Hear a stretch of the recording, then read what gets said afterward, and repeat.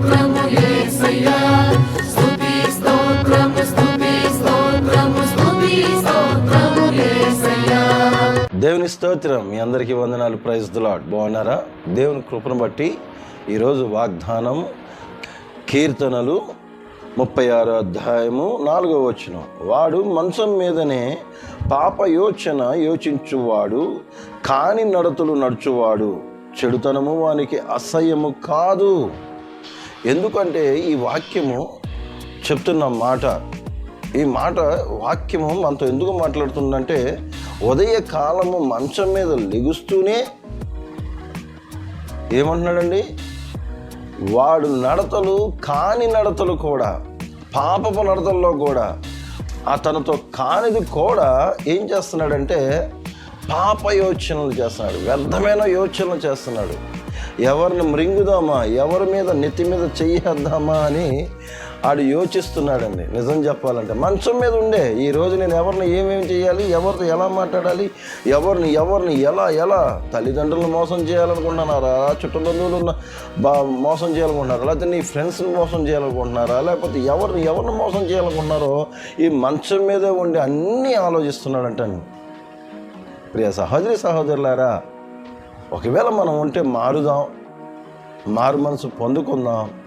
అంతేకాదు అనేక మందిని ఇది కాదు, ఈ వాక్యం ఇలా చెప్తుందని మొదటిగా మన క్రైస్తవులకు చెప్దాం. మొదటిగా మన క్రైస్తవులకు చెప్పడం వల్ల వారు యోచిస్తారు, ఏంటంటే అవును కదా, ఇది సత్యమే, దేవుడు నాతో మాట్లాడుతున్నాడు, నాలో మాట్లాడుతున్నాడు, కనుక దీన్ని మార్చుకోవాలని ఏం చేయాలంటే మన మార్గాల్ని సరళం చేసుకోవాలని.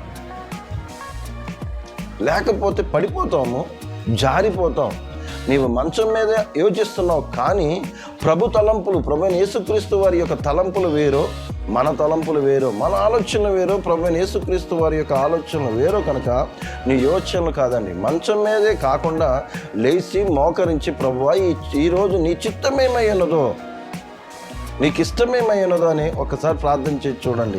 దేవుడు మీ కుటుంబాలను దీవిస్తాడు, మీ కుటుంబంలో ఉన్న బలహీనతలు తీసివేస్తాడు, మీ కుటుంబంలో ఉన్న సమస్యలు తీసివేస్తాడు, మీ కుటుంబంలో ఉన్న అప్పులు తీసివేస్తాడు. సమస్తము దేవునికి మహిమకరంగా ఉంటుంది. ఇది దేవుని యొక్క వాక్యము, నేను చెప్తున్న మాట కాదు. ఎందుకంటే నా ఎద్దుకు రండి, మీ ఎద్దుకు నేను వచ్చేదను అంటున్నాడు. మొదటిగా దేవుని దగ్గరికి వెళ్దాం, దేవునితో మాట్లాడదాం, దేవుని యొక్క ఆశీర్వాదాలు పొందుకుందాం.